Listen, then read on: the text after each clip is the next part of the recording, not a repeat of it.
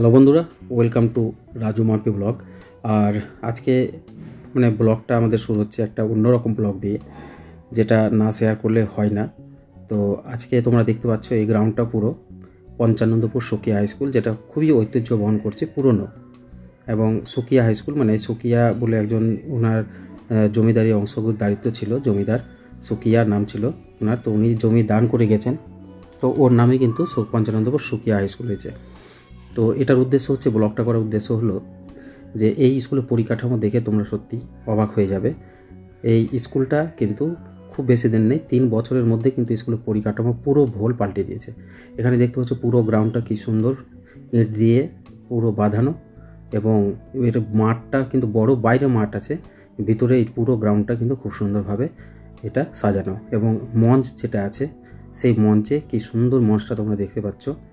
এই মঞ্চটা কিন্তু পুরো এখানে মাইক টাইক সব সেটিং করা আছে, যেখানে কোনো এক্সট্রাভাবে প্যান্ডেল করতে হয় না। এবং এটা দেখে আমাদের মন সত্যি ভালো হয়ে গেছিলো স্কুলটার পরিকাঠামো দেখে।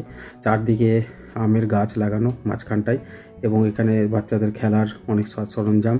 আর সঙ্গে যেটা জানলাম, প্রজাপতি পার্কও কিন্তু হচ্ছে কিছুদিনের মধ্যেই, সেখানে প্রজাপতি পার্ক হবার এখানে মিড ডে মিল খাওয়ানোর ব্যবস্থা হচ্ছে। এখানে চারদিকে ছবি দ্বারা কিন্তু দেখানো আছে যে ডিম, টমেটো এগুলো খেলে কীভাবে শরীর উপকারী হয়।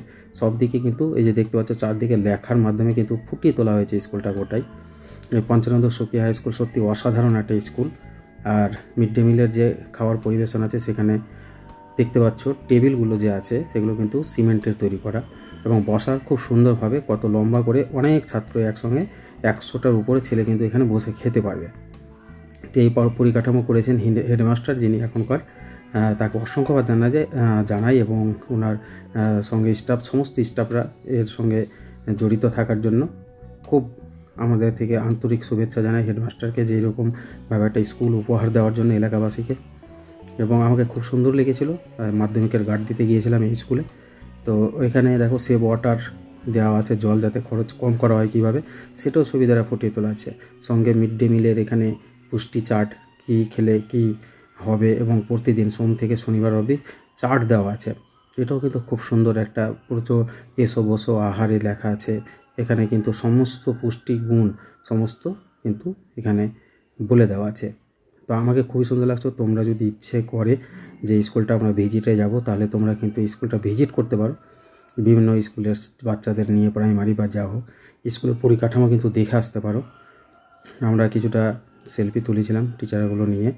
তো আমাকে কিন্তু খুবই সুন্দর লেগেছে স্কুলটার পরিকাঠামো। তোমরা কেমন লেগেছে, তোমাদের কেমন লাগলো অবশ্যই কমেন্টে জানাতে পারো। তো আজকে এটুকুই, দেখা হয় পরবর্তী ব্লগে। যারা নতুন আছে অবশ্যই তারা চ্যানেলটাকে সাবস্ক্রাইব করো।